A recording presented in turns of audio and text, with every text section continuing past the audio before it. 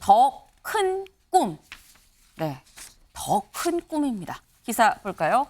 검찰 조민 입시 비리 혐의 늦어도 8월 내에 기소하는 것으로 가닥을 잡았다라는 겁니다. 저희가 일전에 검찰이 이 조민 양 기소 카드를 좀 만지작 하고 있다라는 소식은 전해드렸습니다. 왜냐하면 공소시효가 지금 다가오고 있기 때문에 그래서 조만간 빨리 결정을 해야 된다. 기소를 할까 말까 고민이다라는 말씀을 드렸었던 바가 있는데 여기 보겠습니다. 사문서 위조 의혹 등 공소시효 임박. 조 씨, 저는 떳떳하다 발언도 영향을 미쳤다. 이 검찰이 기소하기로 결정하는데 좀 영향을 미쳤다라는 건데요. 여기 좀 같이 볼까요? 검찰은 당초 조 씨를 불기소 처분할지를 검토를 했다고 한다. 통상 가족이 연루된 범죄 사건에서 부모를 기소한 경우 자녀는 기소하지 않는 사례가 많았기 때문이다. 통상 그렇죠. 하지만 법원이 잇따라 조 씨를 공범으로 판단한 데다 조 씨가 유튜브 등에서 저는 떳떳하다며 공개적으로 자신의 혐의를 부인하고 나서면서 기소 쪽으로 무게가 기울기 시작한 것으로 알려졌다. 네. 일단 이 기사에 따르면, 기사 내용에 따르면 떳떳하다, 검찰 생각이 떳떳하다고 반성을 안 하네, 혐의 인정을 안 하네? 그렇다면 기소하겠어 라고 판단을 내렸다라는 걸로 지금 보입니다. 네. 근데 사실 많은 사람들의 관심은 조민 양의 기소 여부, 조민 양의 기소 여부와 연관된 조민 양의 아버지 조국 전 장관한테 사실 쏠려 있는 거죠. 조민 양의 기소도 그 조국 전 장관이 출마하면 영향을 미치는 거야, 안 미치는 거야? 이렇게 사실 관심이 아마 쏠릴 거라고 생각이 듭니다. 네. 조국 전 장관 최근에 평산마을도 갔다 왔고요. 그래서 출마로 마음을 굳혔나 본데 라는 세간의 얘기가 나오고 있는데 단순히 총선에 출마하는 게 아니라 더 큰 꿈을 꾸고 있다라는 분석도 나왔습니다. 그 목소리 같이 좀 먼저 들어보시죠. 저는 신당 창당을 하지 않을까. 조국이 신당 창당 나선다고요? 새 길을 간다고 했잖아요. 예. 없는 길인데. 네. 예. 그런다고 하면은 나는 무소속 혹은 신당 창당의 가능성이 있는데 네. 그리고 조국 장관의 지역구는 네. 저는 광주다. 광주요? 저는 이렇게 생각합니다. 조국이 만약에 호남을 신당 창당하고 호남 간다. 이거는 배지 하나 달겠다는 생각이 아닐 거예요. 더 큰 꿈이 있다. 이렇게 더 큰 보시는군요. 꿈이 있죠. 그렇기 때문에 네. 지금 현재 민주당이 혁신을 해서 잘해야 된다 이거죠. 네. 예. 알겠습니다. 이것이 문제예요. 네. 네, 박지원 전 원장 뭐라고 했느냐. 저는 조국 전 장관 신당 창당에 더 무게를 둡니다. 이건 제 생각입니다. 라고 얘기를 하면서 그리고 조국 장관의 지역구는 광주라고 생각을 합니다. 두고 보세요. 라고 굉장히 자신 있게 얘기를 했습니다. 그리고 아까 잠깐 얘기해뒀죠. 더 큰 꿈이 있을 겁니다. 라고도 얘기했는데 일단 요거부터 먼저 여쭤보겠습니다. 앞에 OX 팻말이 있죠. 조국 전 장관 신당 창당할 것이다. 하나, 둘, 셋.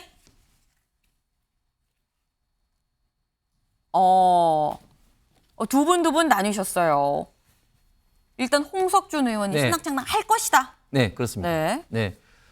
왜냐하면 일단은 가지 않는 길을 가겠다고 일단 선언했고 총선 네. 출마는 이제 전제를 깔고 이제 민주당 입당을 물론 먼저 타진하겠지만 민주당 내 많은 의원들의 반대로 사실은 입당이 그렇게 좀 쉽지는 않을 것 같습니다. 그렇게 되면 결국 이제 무소속 아니면 신당인데 지금 조국 전 장관의 이제 행보라든지 또 지지자들 이런 상황을 봐서는 무소속보다는 좀 신당 쪽에 네. 더 좀 무게가 기우는 게 아니냐. 특히 지금 그 민주당 내에는 혁신이라는 이름으로 결국은 친명 비명 간에 앞으로 어떤 공천을 둘러싸고 이런 갈등이 더 격화되면 현재 민주당에서 공천으로 인해서 탈당 내지는 그런 불만을 가진 어떤 사람들이 어떤 챙기기 위한 어떤 그릇을 미리 만든다는 차원에서도 네. 신당 쪽에 좀 더 무게가 간다고 생각합니다. 네. 그럼 이제 X를 드신 분 중에 김광선 변호사님. 네. X. 아니다. 신당 창당 안 할 것이다. 그러면 출마를 안 한다 말씀이신 건지 아니면 무소속으로 나온다 말씀이신 건지. 지금 보면 북콘서트도 하고요. 평산마을 가고 또 프로필 계속 바뀌는 거 보면 네. 출마할 생각은 굉장히 강한 것 같아요. 네. 근데 이제 여건에 따라 달라지겠죠. 그런데 신당 창당을 물론 정당 설립의 자유가 있죠. 누구나 네. 정당을 설립할 수가 있어요. 본인이 과연 신당 창당을 해서 이거 성공할 수 있을까? 이제 그게 네. 문제고 이제 신당 창당이라는 것 자체는 어떤 구심점이 있어요. 저도 대선주자급 정도랄지 저도 국민의 지지를 많이 받는 그런 사람이 중심이 돼야 하는데 조 전 장관은 제가 볼 때는 강성 팬덤이 있죠. 네. 근데 그 강성 팬덤이 얼마나 될까요? 그걸 가지고 신당 창당해서 뭔가 선거를 치른다? 저는 필패라고 생각해요. 그러면 본인도 뭐 여러 가지 생각이 있겠지만 그건 쉽지 않을 것이라고 저는 그렇게 보고 네. 그다음에 광주에 출마를 할 것이다. 저는 이거 신작 소설처럼 들려요. 광주가 뭐 굉장히 만만한 곳입니까? 광주는 조국을 지지하는 게 아니라 민주당을 지지하는 거예요. 그런데 민주당이 대선을 패배하고 계속 총선 패배하는 데 있어서 네. 조 전 장관이 엄청나게 기여를 한 거거든요. 네. 그래서 윤석열 정부, 국민의힘의 정부와 관련해서는 굉장히 반대적 성향을 갖지만 또 다른 측면에서는 조국 전 장관에 대해서는 상당히 안 좋은 감정도 갖는 사람이 많을 거예요. 그런데 단순히 본인의 어떤 강성 팬덤에 휩싸여서 광주 가서 내가 출마하면 당선될 것이다. 신당을 창당하면 많은 사람이 지지할 것이다. 그것은 제가 볼 때는 만약에 그런 일이 일어난다고 하면 네. 본인의 엄청난 착각이다. 저는 그렇게 봅니다.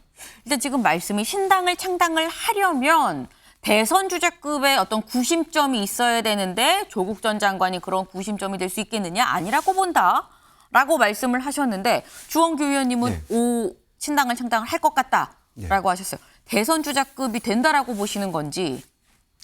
그 대선에 대해서야 또 아까 김광석 변호사님 말씀처럼 누구나 다 생각할 수 있겠지만은 네. 사실은 조국 전 장관 혼자 생각할 수 있는 그림이 아니라 그를 지지하는 세력들의 그림이라고 저는 생각하고요. 네. 왜 신당 창당에 대한 무게중심을 저는 말씀드렸냐 하면은 조국 전 장관이 민주당과 지금 같이 가는 것은 너무 위험 부담이 크거든요. 네. 그러니까 민주당과 같이 어떤 민주개혁 세력을 연대하는 당을 창당을 해서 네. 향후에 총선 때 그것을 과거의 위성정당 같은 사례처럼 같이 연대하는 그런 방향. 그래서 그 이제 윤석열 대통령의 어떤 검찰 독재의 이미지에 반대하는 어떤 지지자들과 함께 그 민주당과 함께 이렇던 나란히 어떤 평등한 벨트를 이제 형성하려는 모습을 저는 유추할 수 있을 것 같습니다. 근데 그렇다고 한다면 지금 유튜브 댓글로 질문이 들어왔습니다. 늘 함께님이 그 신당에 들어갈 사람이 있나요?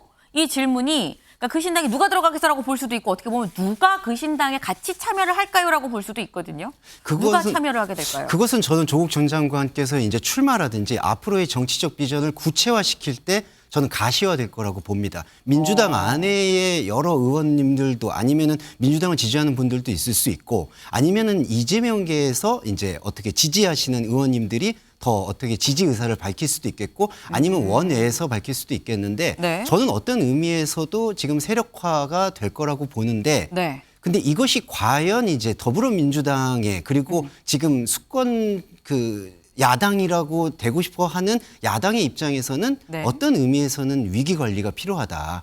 그러니까 아까 박지원 전 국정원장도 네. 이런 것들을 혁신을 잘해야 된다라고 얘기하신 부분은 민주당이 거기에 대해서 어떤 안정감 있는 그 대안 세력으로서의 모습을 보여줘야지 이 조국 전 장관의 신당의 흐름도 잘 흡수할 수 있지. 그렇지 않으면은 다 동반하락할 수도 있다고 봅니다.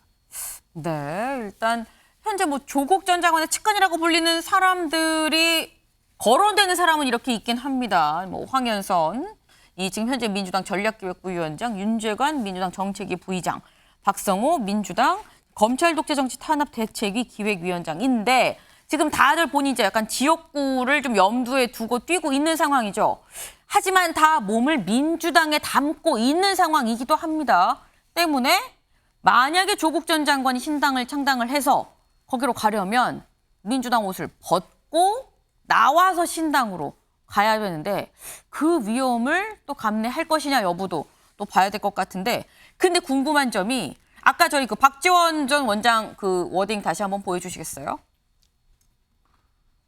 네, 이 부분 조국 장관의 지역구는 광주라고 생각합니다. 두고 보세요. 이용호 의원님. 왜 광주인 걸까요? 왜 광주라고 판단을 한 걸까요? 저는 박지원 원장이 네. 거의 소설을 썼다고 생각합니다. 실제로 20대 선거 때 네. 광주의 선거 결과를 한번 보시죠. 문재인 대통령이 출범했을 때 네. 광주권은 민생당이 다수석을 얻었습니다. 네. 박지원 장관이 거기 계셨죠. 민생당. 그러면 광주의 정신은 뭘까요? 광주의 정신은 민주주의를 지키고 나아가는 국민당이었던 것 같긴 거지 해요. 네, 네. 누구 한 사람의 것으로 하지 않는다는 것입니다. 그런데 지금 와서 조국 장관이 출마를 할 때 왜 출마하는지도 명확하지도 않은 상태 속에서 광주의 정신을 훼손하면서 광주가 텃밭이라고 생각하는 그런 발상들은 박지원 국정원장께서 전 국정원장께서 네. 광주 자체를 모욕한 거라고 생각합니다. 아. 그런 말씀을 하시면 안 됩니다. 네. 광주는 그런 곳이 아닙니다.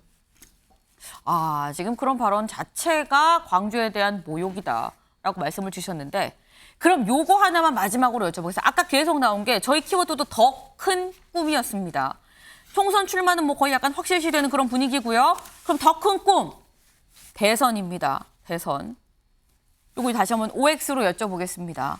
조국 전 장관 대선에 나갈 것이다. 하나, 둘, 셋.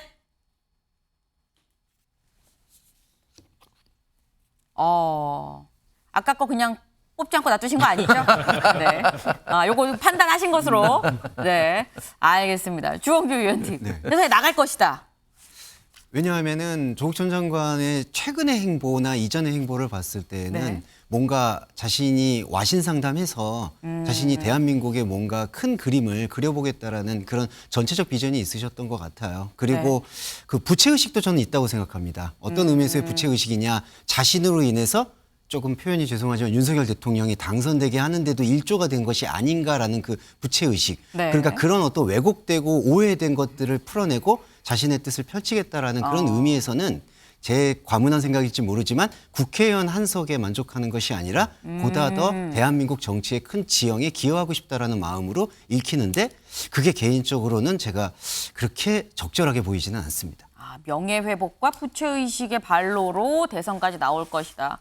반면 김광선 변호사님은 안 나올 것이다. 예. 그런데요, 정치를 할지 대선이 네. 자기 억울함을 풀기 위해서, 자기 명예훼손을 회복하기 위해서는 이게 정치가 아니에요. 정치 몸담은 지 오래됐잖아요. 네. 그러면 그 전에 자신이 정치를 어떻게 했느냐, 과연 국민과 국가를 위해서 무엇을 했느냐, 그게 중요하고요.